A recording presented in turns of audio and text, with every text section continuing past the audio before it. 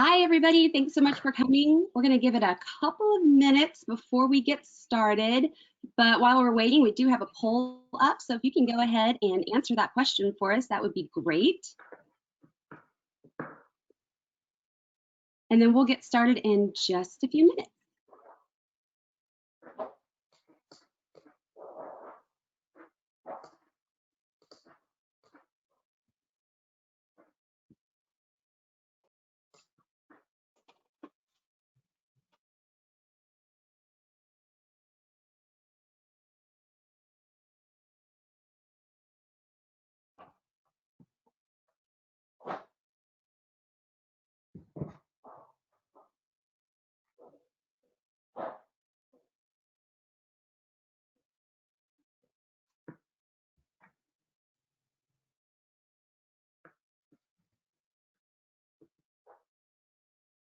And if you're just entering, there is a poll. Go ahead and answer that, and then we will get started here real quick.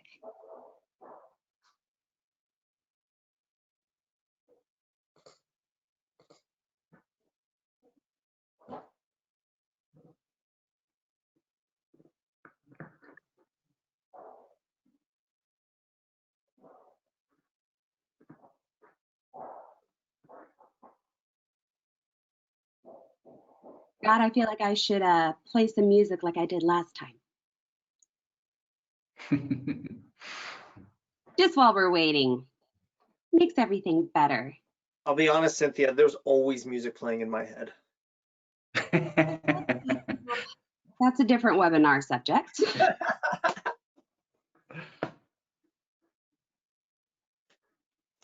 All right. Everyone seemed to like mine last time, and it looks like we've got our poll results up. Do you find your MSPs easier, slower, or about the same as it was last year? And we've got 67% at about the same and 33% busier. No one slower, which that is fantastic. That is wonderful. All right, well, let's go ahead and get this started. So welcome to the Elastic Digital Workplace. Looking forward to 2021. I'm joined here with Scott Davis, our sales engineer from Liongard. I'm Cynthia Schreiner, community manager from Liongard, and we also have Andrew Bagnato, a senior director from Bigleaf. And so we know that going to the remote workforce was a bit of a struggle, and we also know that moving forward into 2021, a lot of your clients probably aren't going back to the office. You know, we keep calling it the new normal, but I think now it's just the normal. So we just thought we would dive into that a little bit better and talk about some best practices and how Bigleaf and Liongard can really help you stay secure during this transition and stay on top of all of your information within your customers. So without further ado, I've got Andrew and Scott. Take it away.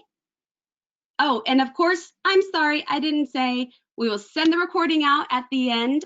So don't worry, you've got an email coming with the recording, and please drop your questions in the question area or in the chat so that we can address those towards the end. Okay, thanks. Now, Andrew and Scott. Thanks a lot, Cynthia. Scott, it's good to see you. Good to see you, sir. How are you? I'm doing great. I think we'll have a good session here.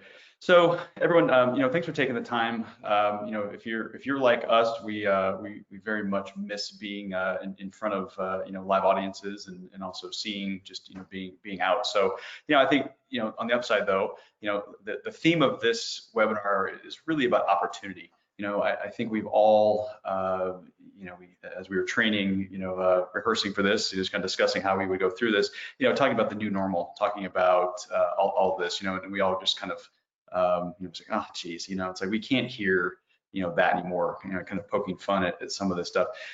It's not the new normal, as Cynthia said, it's just the normal. And the macro implications of the past 6 months, clearly unprecedented.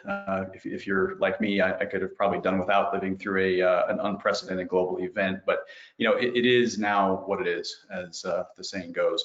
And I think everyone is really in the same boat. We're all trying to figure this out, and at this point, it is starting to normalize.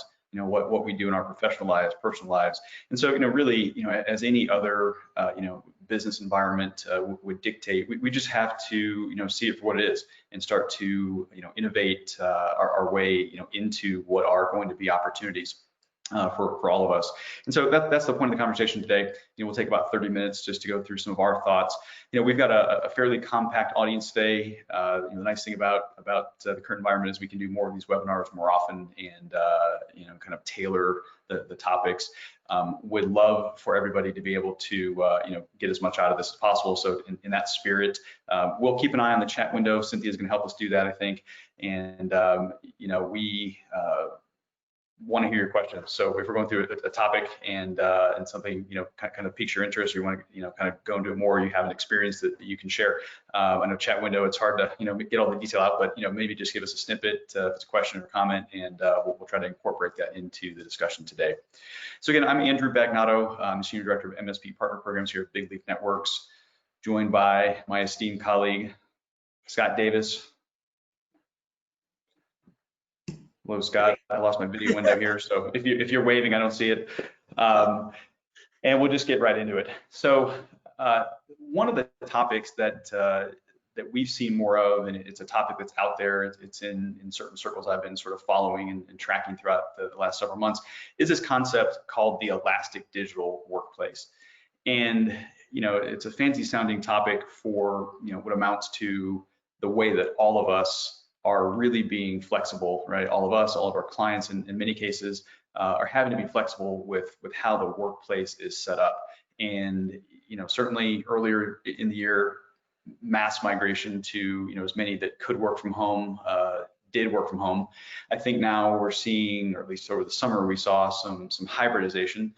Some friends of mine and colleagues of mine I know have gone back to the office a couple of days a week at most.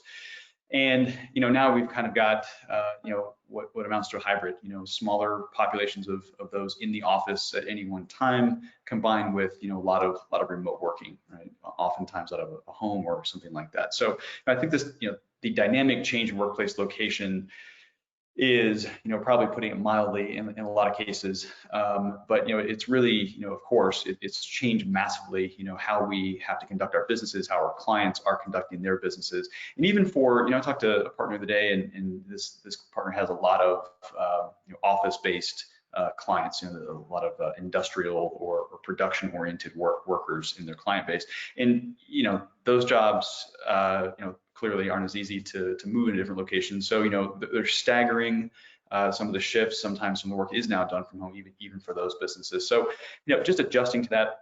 The past 6 months, stabilizing, getting everybody in the client base where they needed to be productive, getting that stood up, getting it stable. I think that characterized a lot of it. Looking at the stats here, 33% of you on the webinar said you were busier in most recent times. Nobody said they were slower, and 67% said about the same. So I think we're all seeing this in different ways, and what does that next period look like is something that we'll start to talk about here.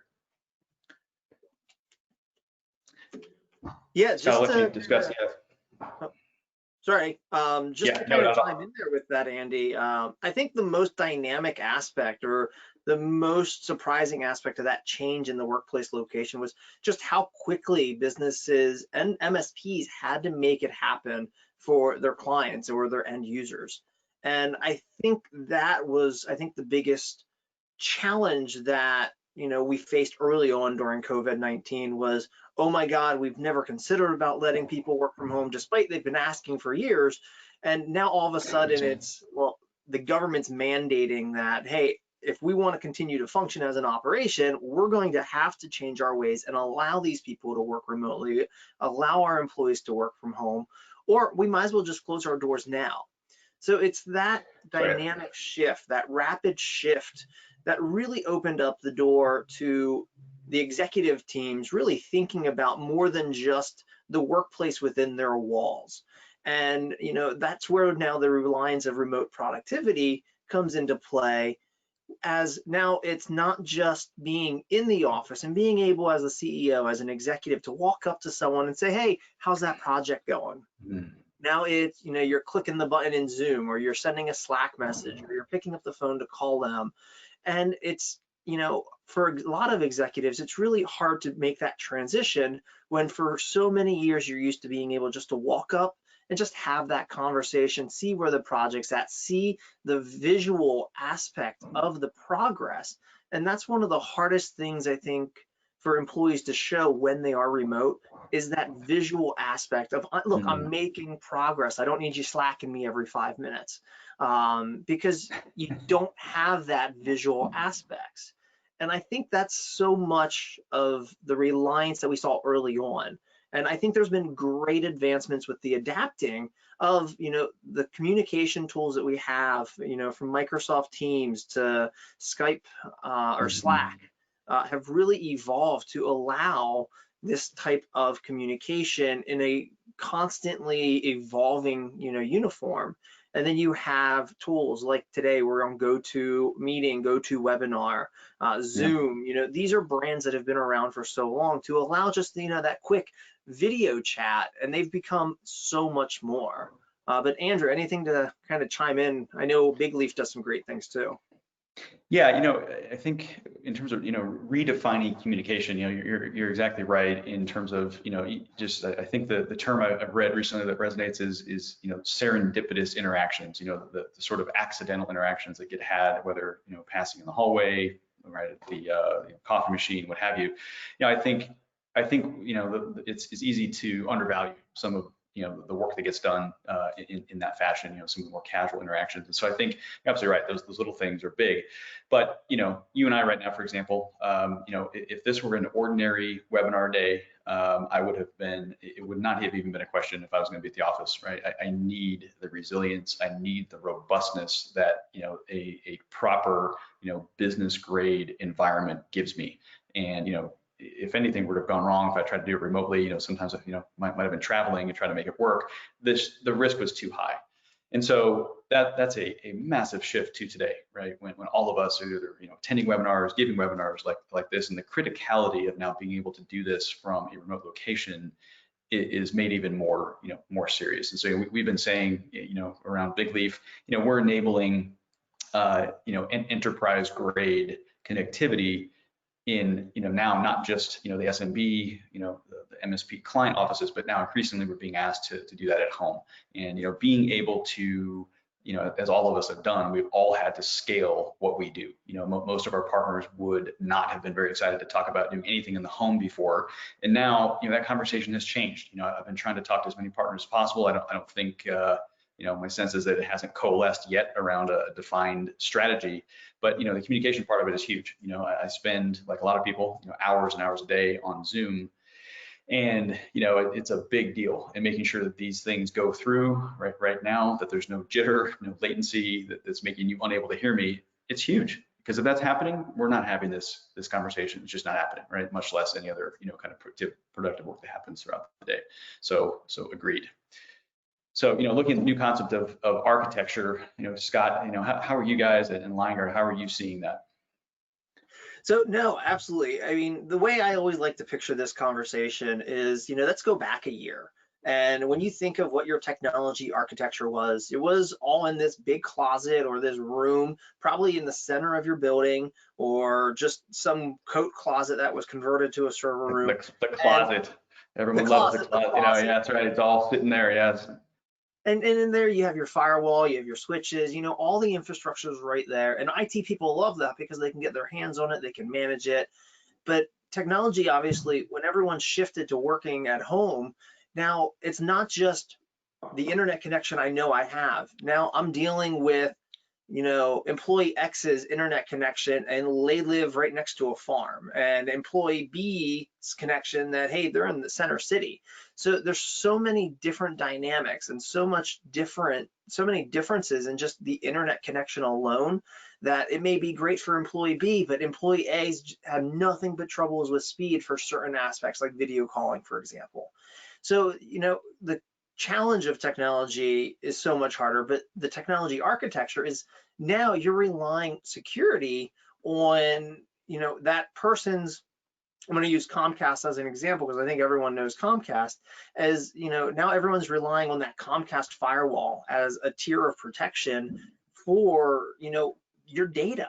And how did you convert to, those employees working from home? Are you relying on a VPN? Are you relying on, a remote desktop connection? Was it so rushed that you kind of just gave everyone a USB and said, take the files that you need, run home so that you can keep working? Because that brings up so many different conversations of security, because the data that you have that's local to your system, it can be breached at home just as easy as it could be breached in the office. Sometimes even easier, because at home you're running IoT devices, you're not doing updates. I guarantee you haven't run updates on those smart curtains or the smart light bulbs or the smart fridge or microwave or whatever it is, unless you're getting prompted and told to do so. And it's this whole new evolution of thinking outside the box, not just of what technology we have to protect and how are we going to protect our data as a business owner from the new threats that are evolving around us. And I think that goes back to, we opened up with, is this the new normal, or is this just business as normal? And I always like the conversation here because it goes into the root cause of, in business day to day, even in your MSPs, you don't know what the day is going to bring. You could get, your sales guy could have the door slammed in his face. He could be welcomed in and offered cookies and ice cream. It's, you never know what you're going to get. And the same is true with the whole business as a whole. COVID, not COVID, we have no idea what variable is going to spring us tomorrow. There could be a sudden flood and it could wipe out your local community, a hurricane coming up through New Orleans, wiping out your business community. We have to constantly, as business owners, adjust to what business is today.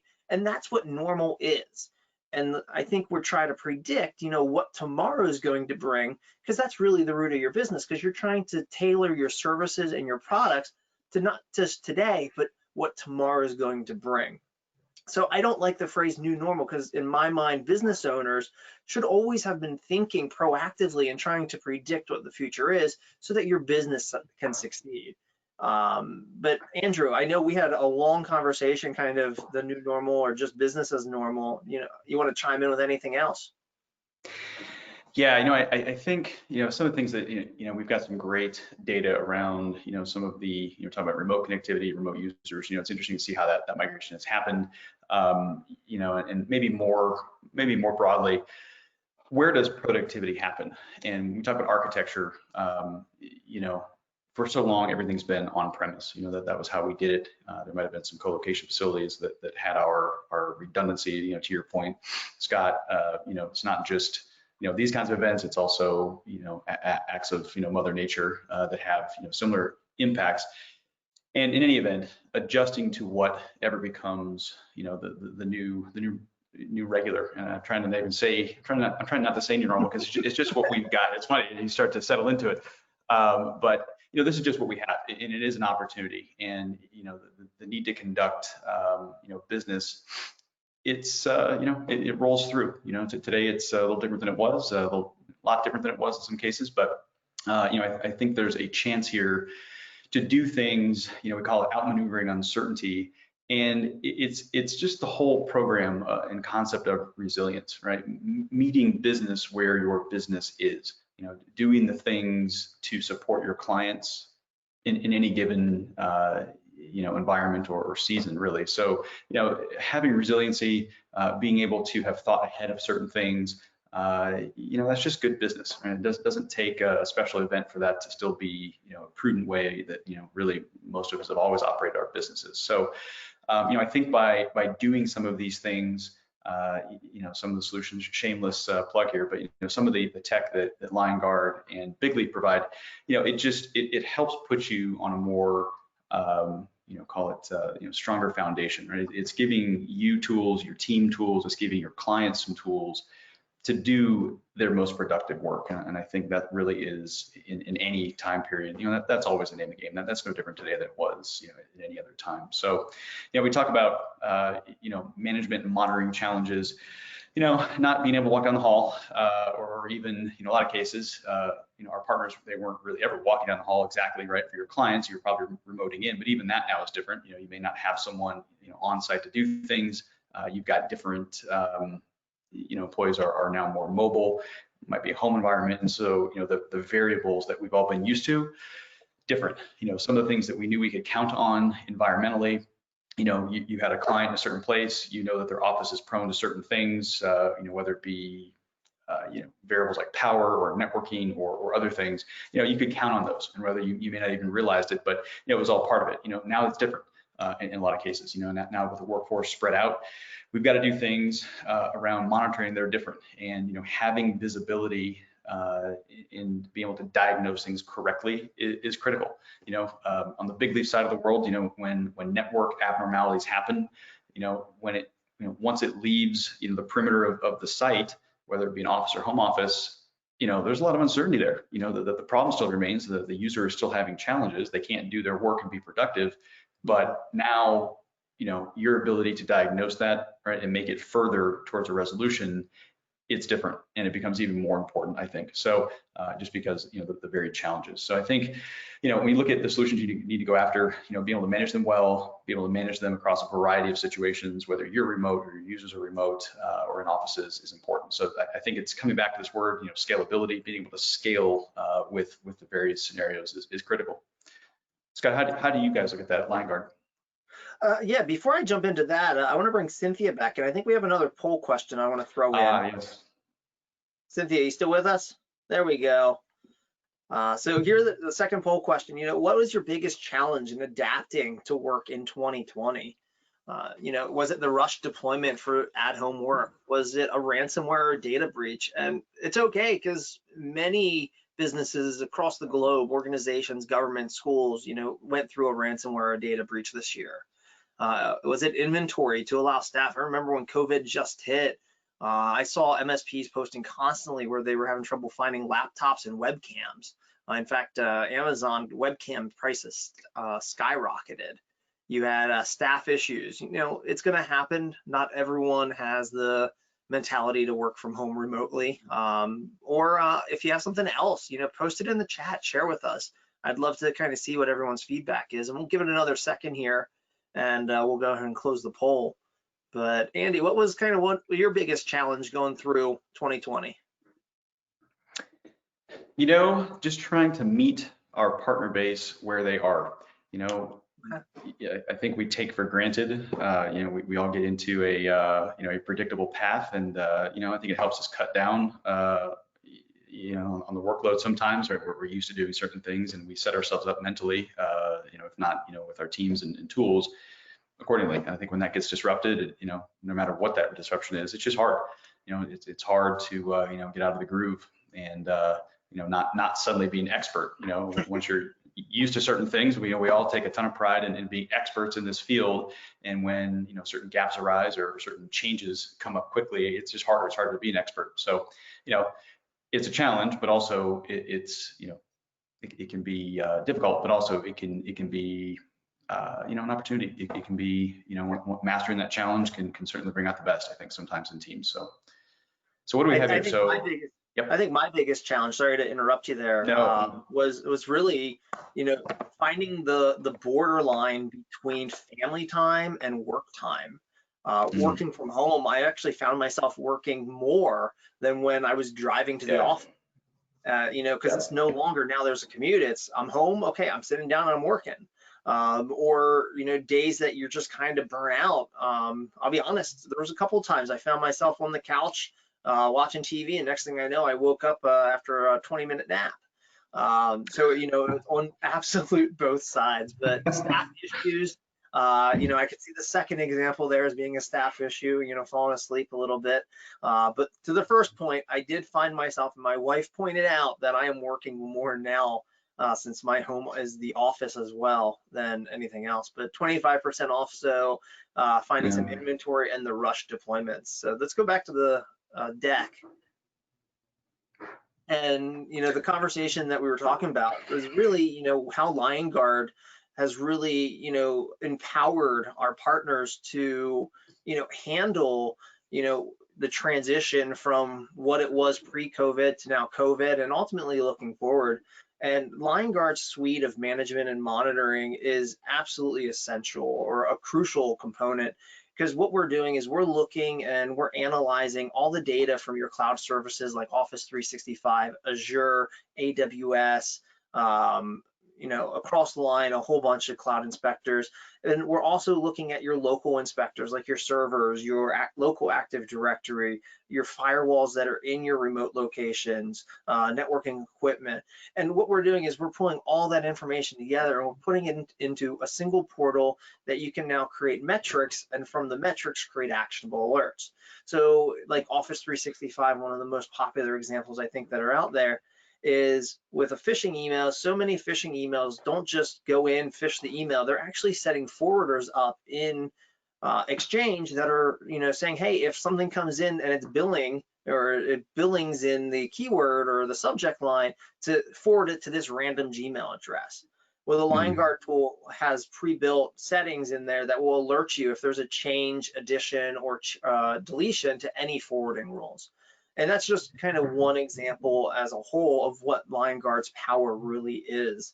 And, that really empowers your staff to be proactive, but also allowing your team to not worry about looking at every component, looking at every Office 365 tenant, looking at every firewall.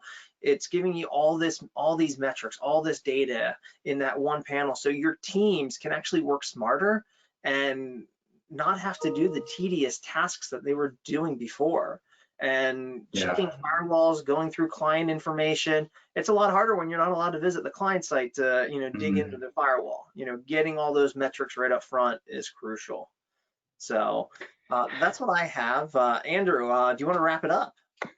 Yeah, sounds good. And I would just, add back on the management monitoring side, getting rid of as many uncertainties as possible. That's a theme, I think, throughout our businesses these days.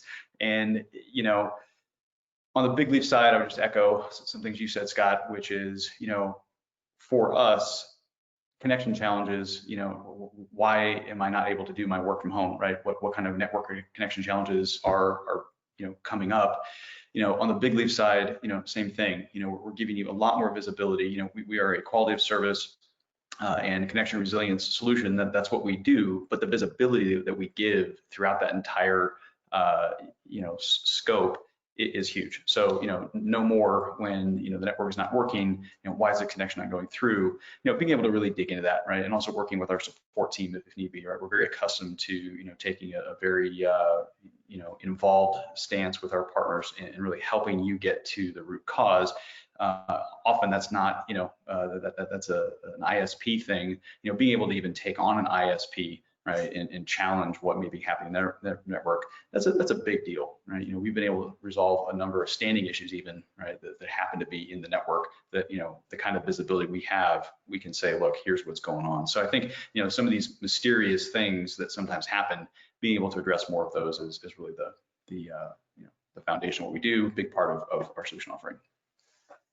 Awesome. And I think we have one more poll question. Yeah.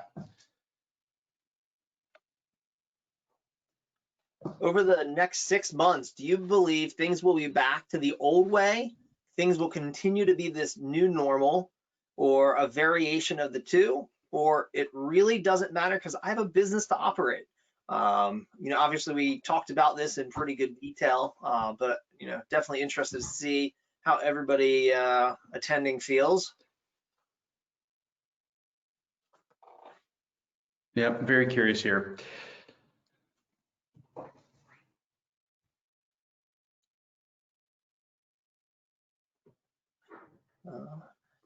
I think at the end of the day, personally, and I think I said it pretty well at the beginning of the one slide. It's, at the end of the day, I have a business to run. At the end of the day, the job needs done. Be it if business returns to the old way, the new way, a variation, at the end of the day, I have to handle the challenge. And yeah, I mean, there's going to be a variation of the two. You're going to have some people that very much, are anxious, and you see it already. People are ready to get back to that old way. And you also have the same side on, with other people that are very much, no, it has to go to this new way. And I think that's good. I love the fact that there are some places that I feel a lot more comfortable, with extreme crowds wearing a mask. I'm happy that more people wash their hands more than ever. So I think there were some good things that came out of this, because the amount of times I've gone to the public restroom and people just walk out without washing their hands is gross. I think for me, looking forward, all of us are in this field at some level because we love the technology, and having to react right and get things stable sometimes takes away from, you're not looking forward, you're just right in front of you. You're trying to get things stable. And to the extent that, we're there, things are stable, and we have a little more, look to the future, a little more idea what's going to happen. I'm excited to get back to innovating, frankly. I'm excited to start talking, hopefully at an increasing rate, and I feel like we are already doing this. What are you going to do next? What are we doing next? And I think as an industry, that's what we've always done. I mean, that's in a lot of ways that's the very essence of the technology industry. And our partners have the fortune of being able to pull in the very best technology into their solution stacks and make it a part of their practice. And to the extent that we can start innovating and helping our partners innovate, that's the thing that makes me the most excited. Being able to solve a problem that you may not have realized was so easy to solve with a solution that was frankly so elegant and easy to get into the client space. That's a win. That makes you a valuable partner of your clients. It makes us a valuable partner of our partners, and that's the best. I mean, that really is, I think, why it's why I do this, and all of our team here at Bigleaf. That's the thing we love the most. My favorite part of all this is talking to the product folks. What's coming out next? That's my favorite part. So, and when can we get it out there? So, we appreciate the time. We've got time for questions. You can hang out here. Also happy to take it offline if you'd like to have us reach out to you directly. Just message that, and we'll be sure to either have a conversation offline or happy to bring. We're going to go to the next slide and pull up our contact info. Yeah. Yeah, and I haven't seen any questions come in quite yet. If someone has a question, please make sure to drop that in there, whether it is about remote work or if it's about Bigleaf or Liongard and what they do. We'll give it a couple of minutes. I'd say no questions off the table, but I know how creative IT people are. Don't be shy. We'll take it. Always like that one question from the back, the real difficult one. I think, while we wait, I think one of the most shocking things, and it's not technology, it's technology with schools. So I have 4 kids. 2 of them are, middle school aged, one of them, kindergarten, and the other's an infant.